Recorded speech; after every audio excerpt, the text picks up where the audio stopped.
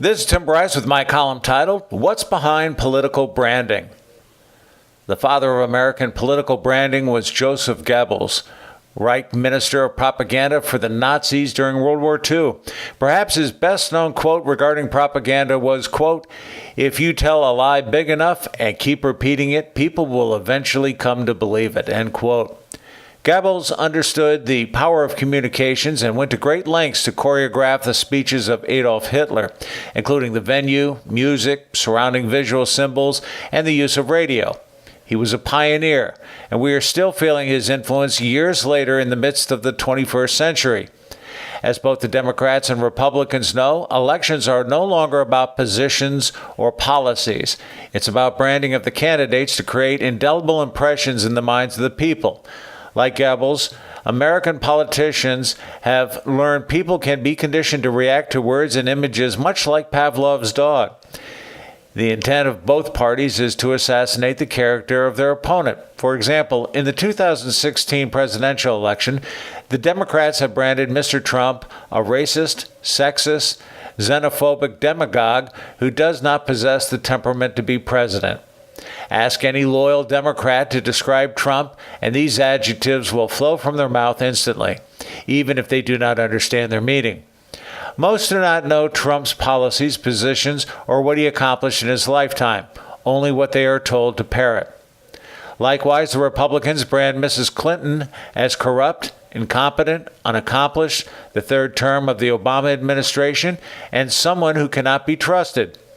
I would like to believe Republicans are more knowledgeable about her record than the Democrats are about Mr. Trump's, but many here echo what they are taught as well, whether it is true or not. Both sides demonize the other, and unfortunately their tactics work too easily. To begin with, you have to understand the weaknesses of your audience. In the United States, it is threefold. First, most Americans lack the fundamental understanding of how our government truly works. Number two, most lack a grasp of American history and suffer from a short attention span. Heck, some can't even remember what happened last week. And third, most do not take the time to research the background of the candidates and rely on the media to give them their talking points. It is this last item which illustrates the power of the press. You have to remember the mainstream media is in business to make money, not necessarily to report accurate and unbiased news. They can be bought and sold and will spin the news in accordance with the highest bidder. Consider this. The media industrial complex will earn over $200 billion this election year, and such income is not as a result of fair and balanced reporting. This means the mainstream media has mercenary motives and are immoral in the handling of the news. As Goebbels correctly observed, quote, "Think of the press as a great keyboard on which the government can play," end quote. This political branding wouldn't be possible if the citizens were more responsible and better informed. The truth is, they are not, and many are simply unqualified to vote.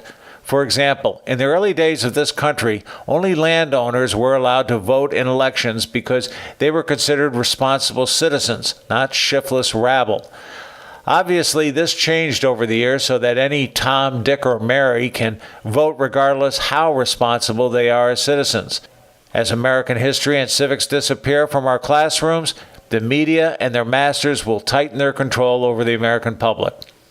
The next time you're asked about your opinion regarding a candidate, before you answer, try to remember this quote from Joseph Goebbels, who said, quote, "Propaganda works best when those who are being manipulated are confident they are acting on their own free will," end quote. So who is pulling your strings? Friends, keep the faith. This is Tim Bryce of Palm Harbor, Florida. Follow me on the internet at timbryce.com.